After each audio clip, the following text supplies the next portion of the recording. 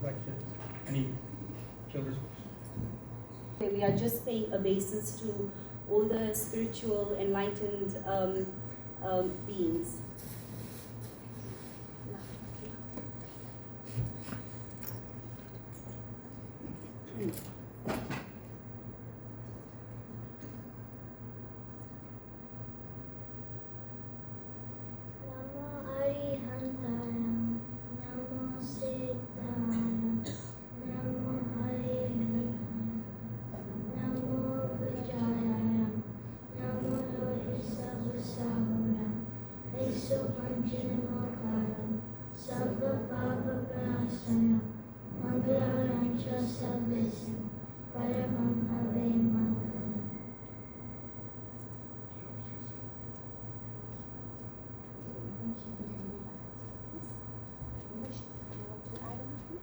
Of our committee, Jitendra is part of our committee. We've also got Sonope and Daria. Sonope, please put your hand up.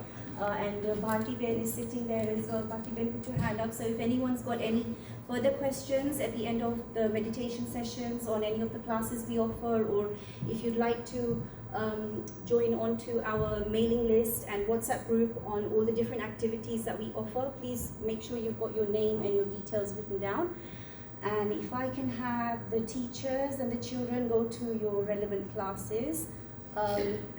3 classes are on this. It's so nice to see so many new faces. Welcome everyone. Our subject is really chakra healing, and we have got an expert here in this room, Vinodbhai Shah. Today's session is just an introductory one about the meditation, how everything started,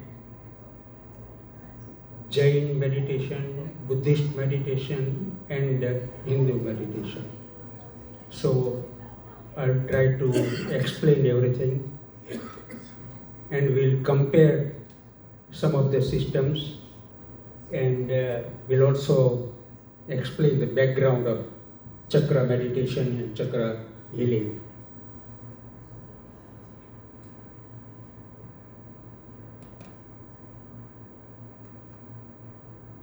Right. So anyone who wants to learn yoga,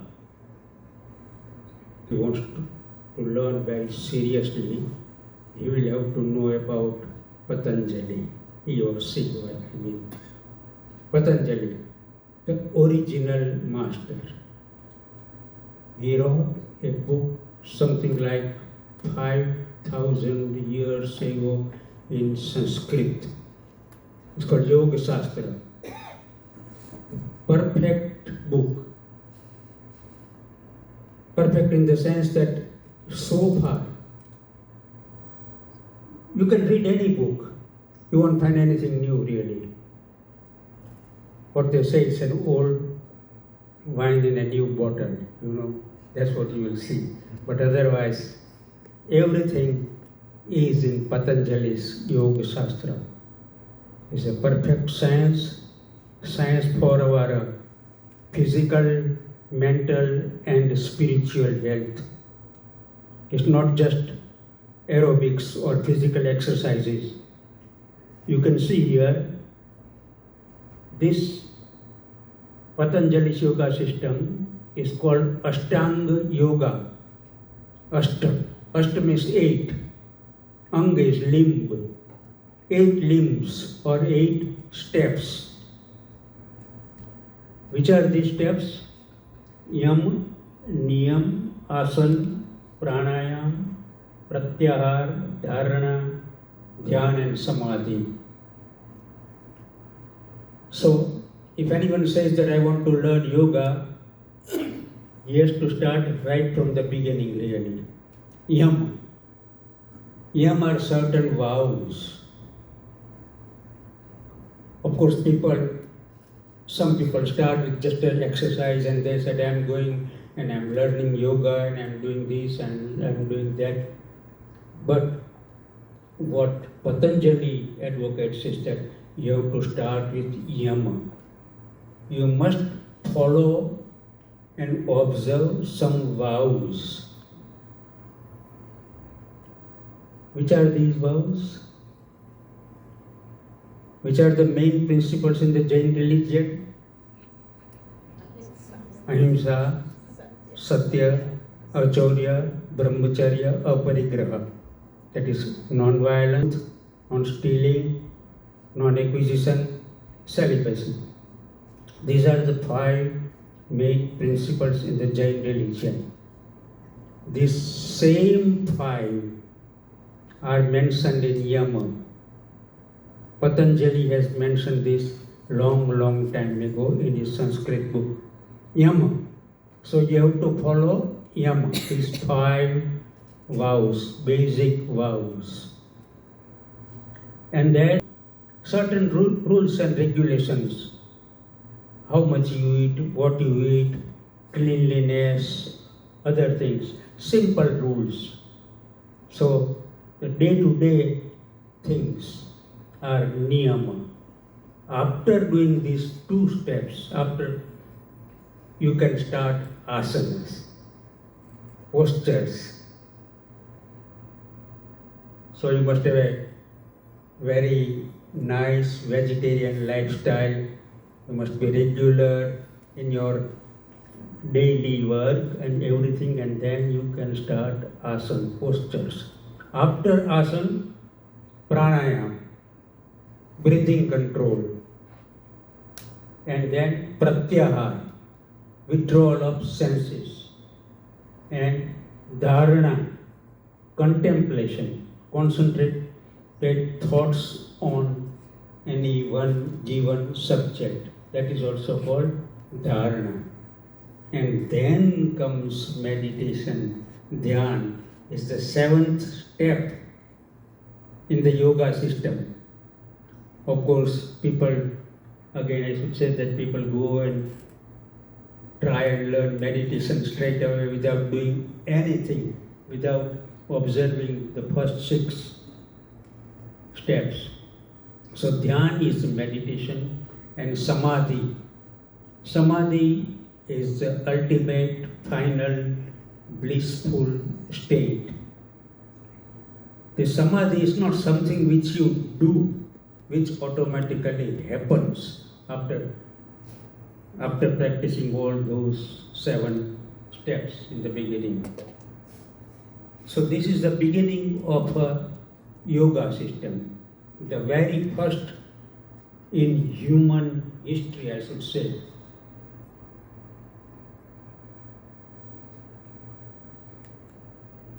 Right. This 7th step, as I said, is meditation, dhyana. In Patanjali's book, he has given a very short sentence. What is dhyana in Sanskrit language? Tat pratyekata dhyanam. One pointedness is called dhyan, is called meditation. That's it. Right. First, I will explain something about the Buddhist way of meditating, Buddhist meditation. You have heard this mindfulness many times, isn't it? You practice that too. So there are few interesting stories about the mindfulness. I'll just narrate 1 or 2 very short. There was a man during the time of Lord Buddha. He wanted to learn meditation.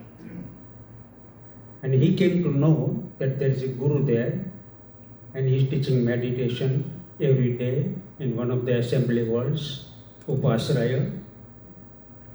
So he thought that, okay, I'll go there and learn meditation from that guru. He was a bit late.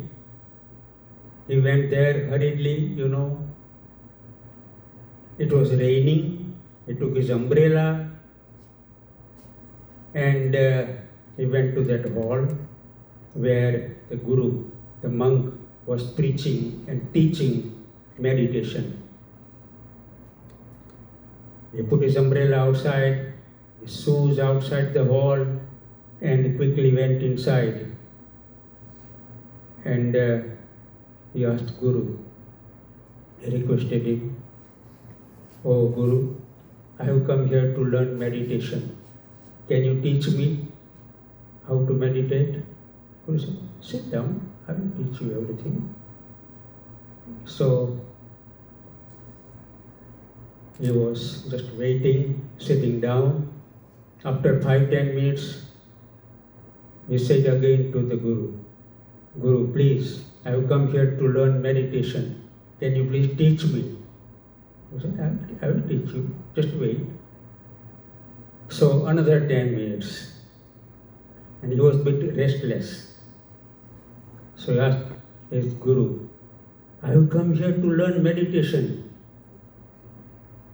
Please teach me now." Guru said, "Oh, well, very good. I am happy that you have come to learn meditation. Is it raining outside?" "It's raining outside, yes, it is." "Did you bring your umbrella?" "Yes, I brought my umbrella." "And what about your umbrella? Where did you keep it? Where did you put it?" He said, "It's outside." "And what about your shoes?" "Outside." This man was thinking, these stupid questions. I have come here to learn meditation, and the Guru is asking me all these questions, So, left your shoes outside, you left your umbrella outside. Do you remember where did you put your umbrella exactly? On the left hand side of your shoes or on the right hand side of your shoes? I said, "I don't know, I don't care. I just left outside everything." He said, "When you remember these things, when you notice and when you are able to tell me, come and learn meditation. Today you go away, go home. You are not ready to learn meditation." This is all about awareness. This happens in our life. We are looking for our glasses, our keys, everything. Why it happens so? Because mindfulness is not there, isn't it? One person asked again a Buddhist monk, "How do you practice meditation?" He said, "It's very simple. I eat when I eat and I sleep when I sleep." Everybody does it. No, everybody doesn't do that. When you are eating, you are always somewhere else. When you lie down, you are always somewhere else. You are thinking about other things. That's not mindfulness. So, now, mindfulness. This is maybe it's a bit technical, and lots of original words are there. There are two traditions in Buddhist religion, Theravada and Mahayana tradition. Theravada tradition is the original one. One of the scriptures of Theravada tradition is called Satipattana Sutta. This is the origin of Buddhist meditation. Sati is a smruti, remembering something, keeping in mind. That is called sati. Smruti in a Sanskrit language. And a pat is like observing something, looking at something, or practicing. So Satipattana Sutra is the original Buddhist scripture written in Pali language, and that teaches us mindfulness, the foundation of mindfulness. But another and perhaps more helpful translation is a way of establishing mindfulness. And of course there are 4: mindfulness of the body, feelings, mind and Dhamma.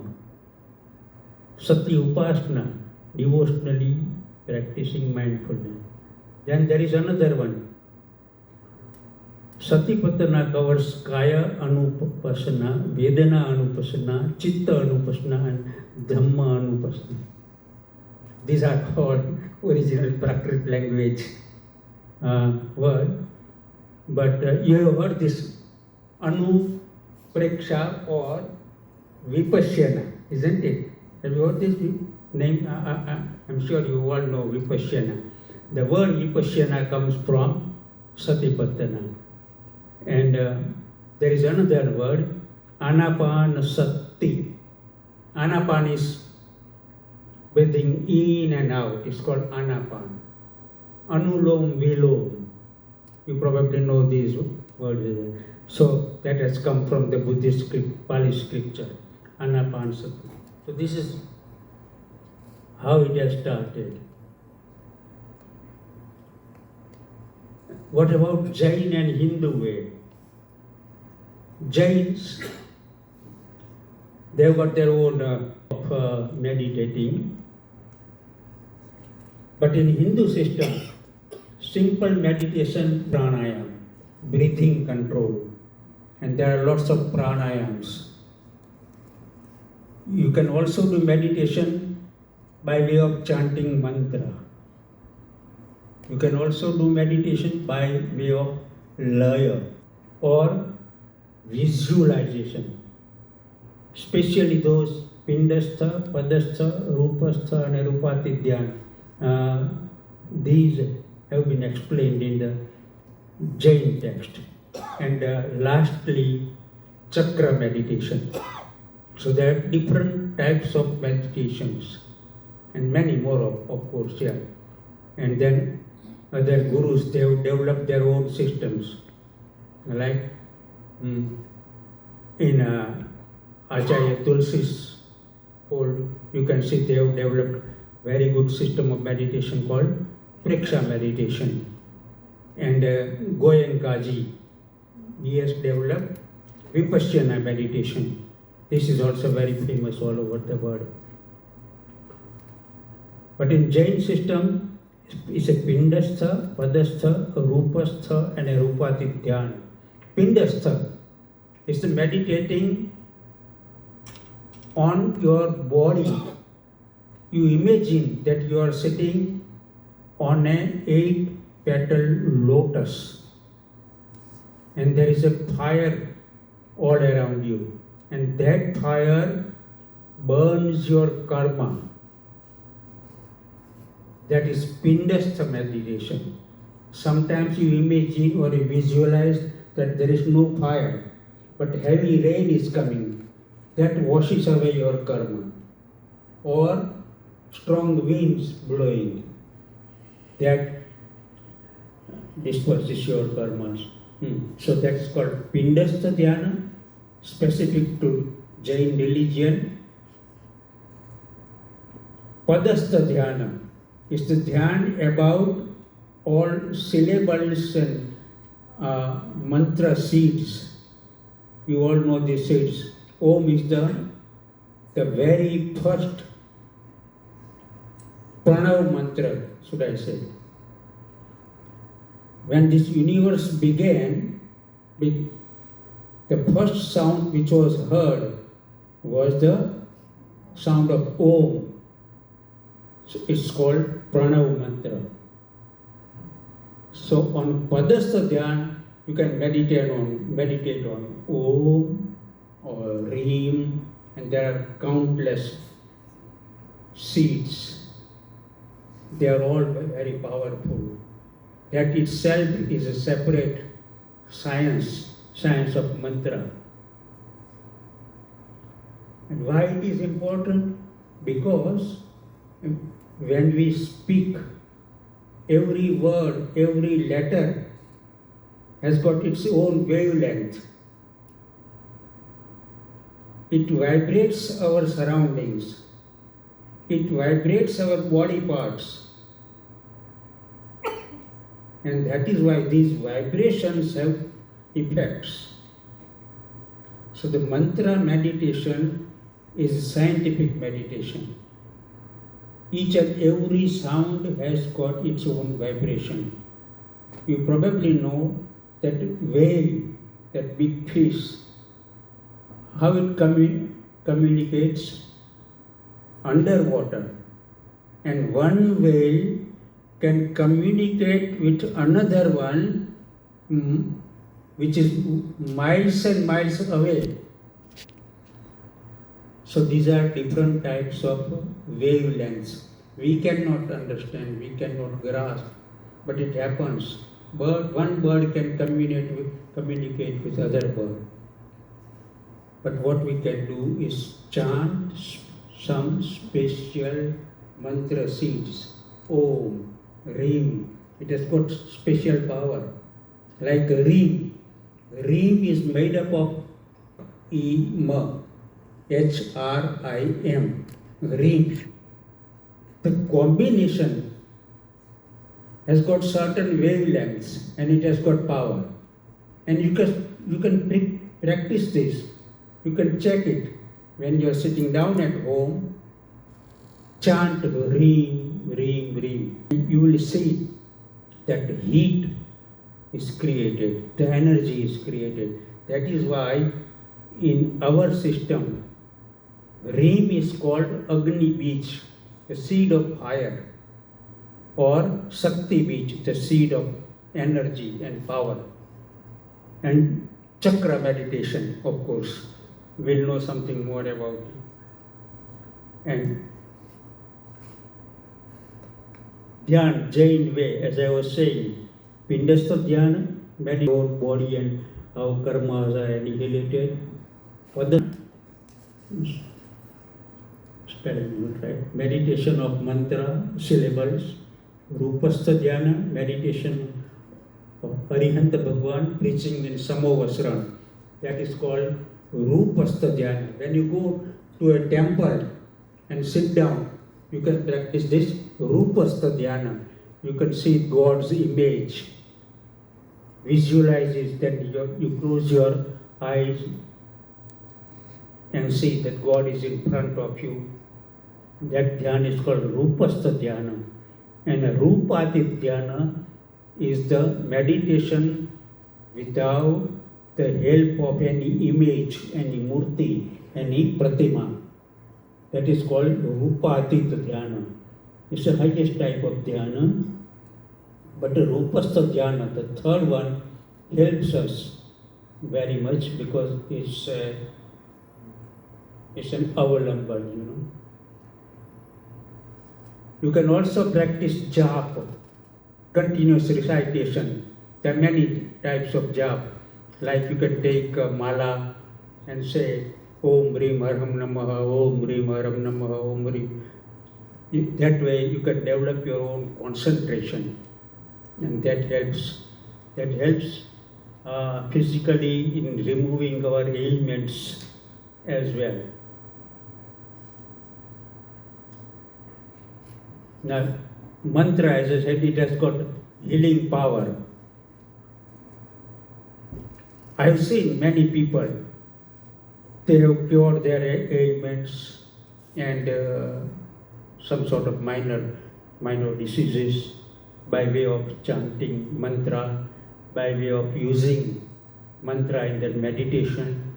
And as I said, it's definitely mantra has got power because this wavelength has got the power.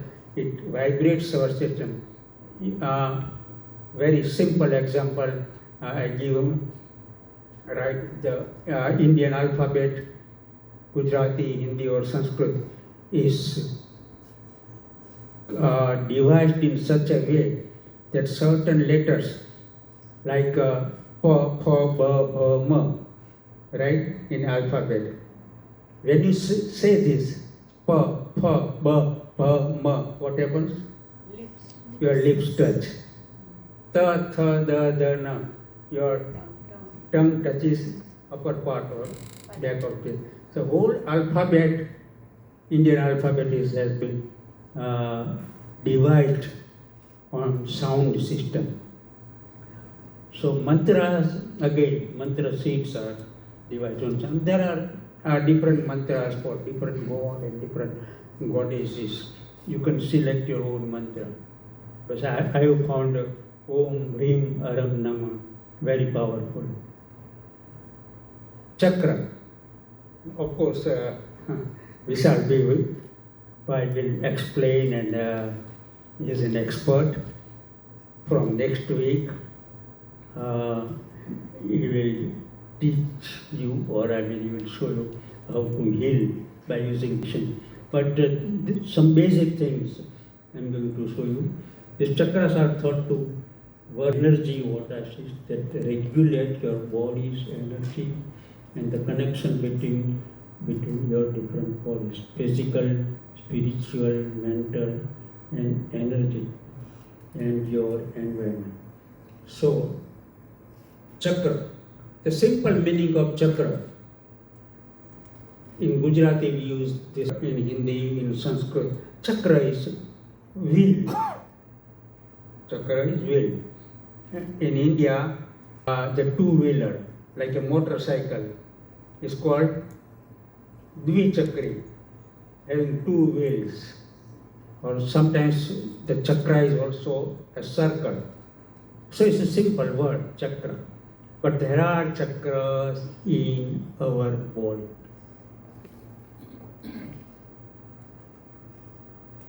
Ancient wisdom. Right. These are the main 7.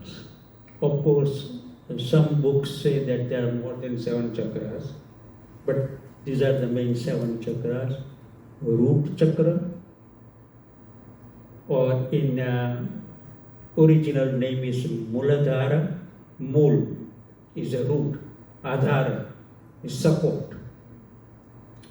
Chakra is a Swadhisthana, and where it is situated is shown in our diagram. Then solar Manipur chakra near our belly button. That's called solar plexus or Manipur chakra. And near the heart is called Anahat chakra. And then at the throat is called Vishuddha chakra. Third eye here is called Agna chakra. And then the top, crown, Sahasra chakra. These are the 7 main chakras in our body. Each one has got its own function. You can meditate upon one or one after the other and reach at the top, starting from root chakra. Root chakra is right at the bottom. The second one, as I said, is the third is solar plexus, Manipura. Some of you might know that in olden times, when there was something wrong with you, mainly diarrhea or constipation, our Vaidya, Indian doctors used to say that your chakra under the belly button must have moved. It must have gone slightly away. That they used to say. And they were bringing it back at the right place. And that worked. A simple solution. They were doing it, I have seen it. Because there is a chakra under it or just there. When it moves, there is an imbalance and something goes wrong in the body. Same thing with other chakras, but this one is important because it can be brought back in the right place very quickly. I can say, if you are interested to know how they are bringing it back, a patient is asked to lie down, and then Deepak, is placed on his belly button, right? Then a bowl is placed over it. What happens to that Deepak, Devo? Because lack of the oxygen, it extinguishes, isn't it? So then forcibly that ball is lifted. That brings the chakra exactly in the right place. I said it. I'm not asking you to practice it because you wouldn't know how to do it. But it's a simple practice. It brings the chakra back and some minor ailments are cured. I of course seen it in my village. I've seen it in so many other things as well. My wife had some problem after the delivery in her chest, and somebody said, "Oh, that that woman who lives there, she will do something about it." So that woman was invited to come to our house. She came. She took a rolling pin, well earned. Yeah, and what did she do? She rubbed it on her leg. Just for a couple of minutes. And all the pains had gone from here. Everything. And she was completely all right from that day onward.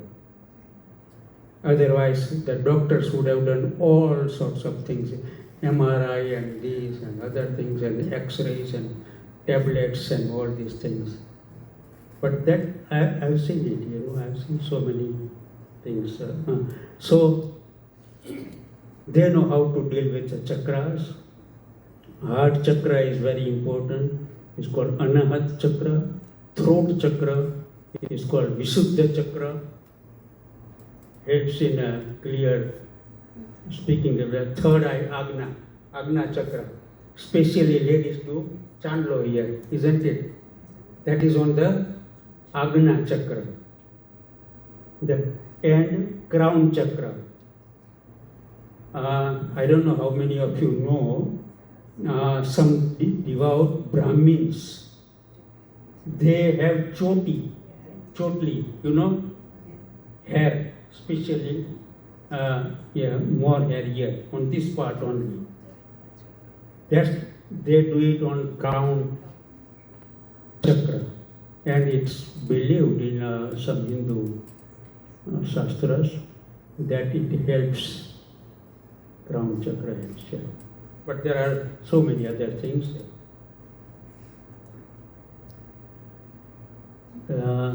Of course, same thing, names of the chakras.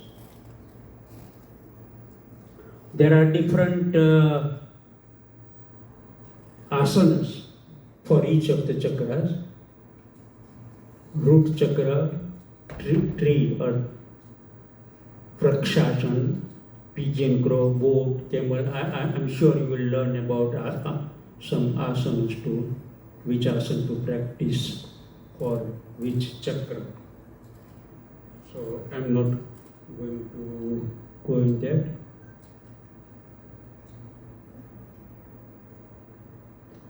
There's some basic information.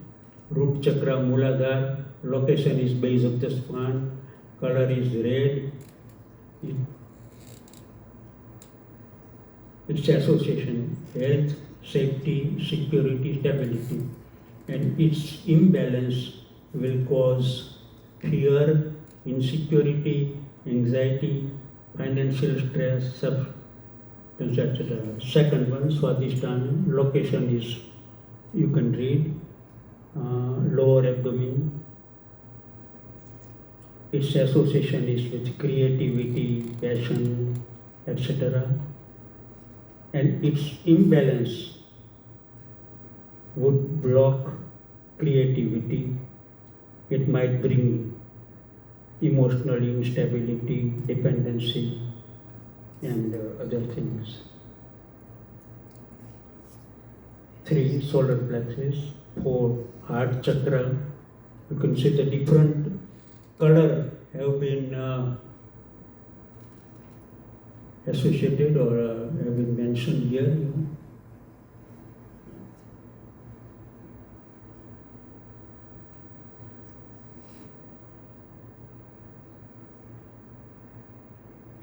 Crown chakra, sahasrara,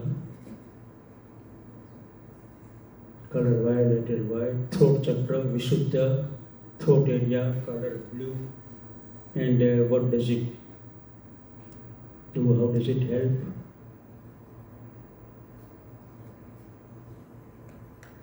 Third eye chakra, Agna chakra.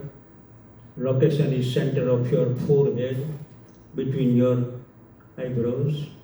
Color is indigo. It is associated with your intuition, insight, imagination, and spiritual awareness. That is why ladies do chandlo there. And of course, gents also, when they go to a temple, they do a chandlo, big chandlo here, isn't it? Tilak. That is Agna chakra. And the imbalance of that causes lack of clarity, difficulty making decisions, eye problems, headaches, migraines, and sleep issues.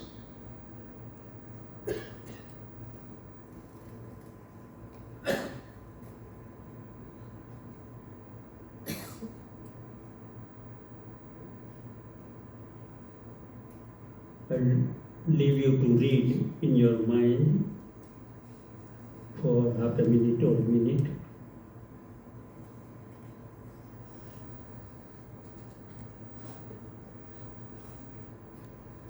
This part I have taken from information on Google, but I've got quite a few books on the chakra and other things. Books in Gujarati and English. I've got quite a few books here. And as I said, there are more than 7 chakras actually in some of the books. Even in Jain books, more chakras have been mentioned.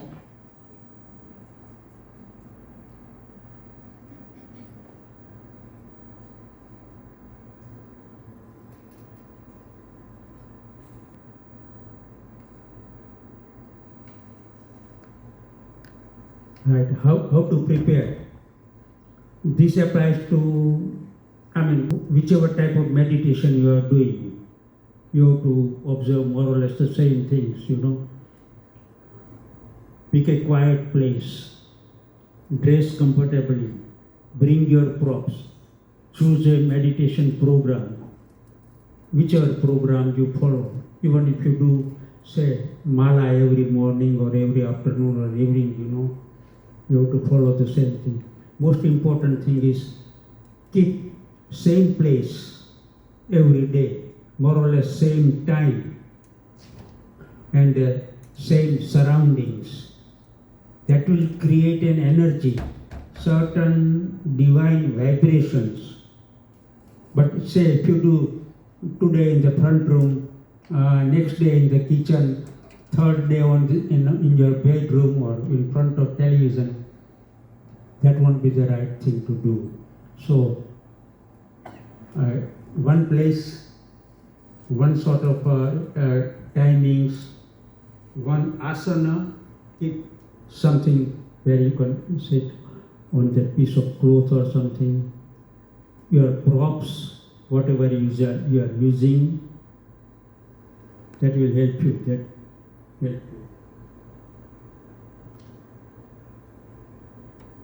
And how you do it is, this is just a basic thing, and I am sure you will learn a lot more from Vinodbhai.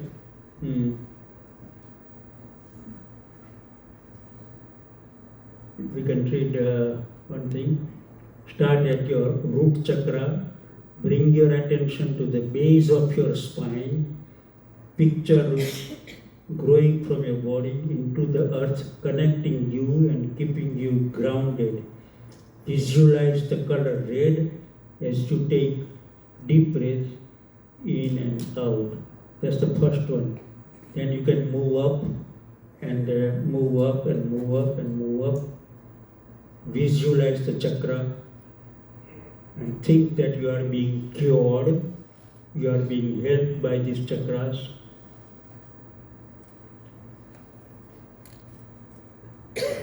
But these things really help. Two things help, that's what I have seen it, not just this thing, but two other things I must mention. One is your confidence, your Atma Viswas, self-confidence, that always helps. The second thing is cool mind, Samta Bhav, equality. Always keep cool mind. Always think positively. That really helps in our life, and that helps in curing minor diseases. That's why that word terminology is very important. Samta Bhav, equanimity. You can develop that Samta Bhav by doing Samayika. But even without doing Samayika, you can develop Samta Bhav. Never react too quickly. Never jump to the conclusion too quickly. That is Samta Bhav. Keep your mind steady and cool.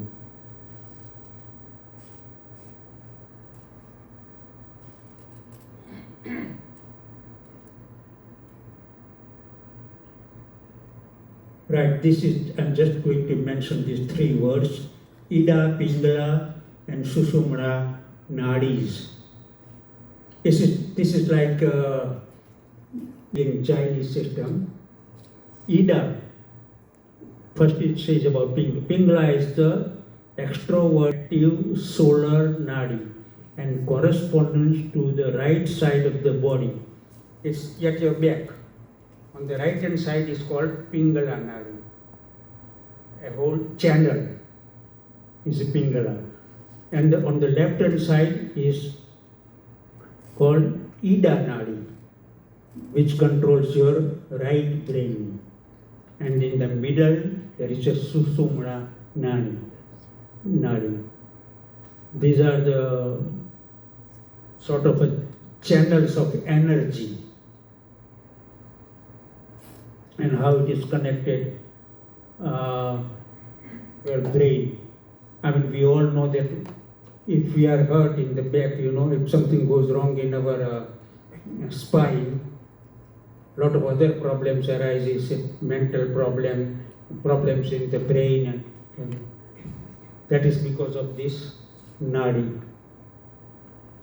That's it, yeah. Because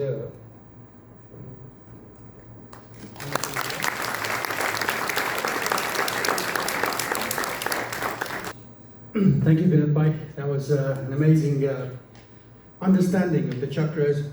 Before we start this 8-week journey with Vishal Bhai, it's great to understand all this, because if we don't understand it, then practicing it, doing it in a practical way, we won't really fulfill the objective. So, well done.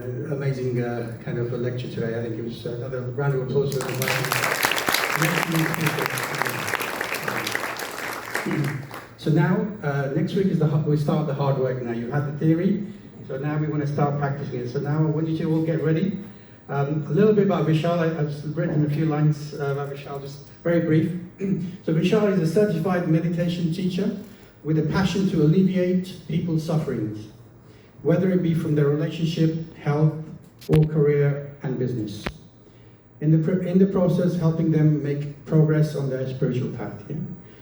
He does this by communicating and taking guidance from the subconscious mind. So most of his work is tapping into this subconscious mind. Yeah. So whether it be regression, and I can say that I practice a bit of regression with Vishal, and it does help. Yeah. That doesn't mean you have to do it, but he's done many things. Yeah. So it's very experienced. It's just like Vinodbhai, tons of knowledge, and from next week onwards, it will be a lot more practical, so we would like you to bring your mats if you can. If you can't, sit on the chairs, get comfortable, we'll have some music.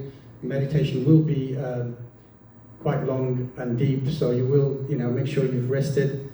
If you do fall asleep, it's fine, yeah, don't worry. All right? I'm going to pass over to Vishal, and he will give you a bit of an intro into what we're going to do. Okay. Vinodbhai has laid a fantastic foundation of what we are going to be doing for the next 8 or 9 weeks.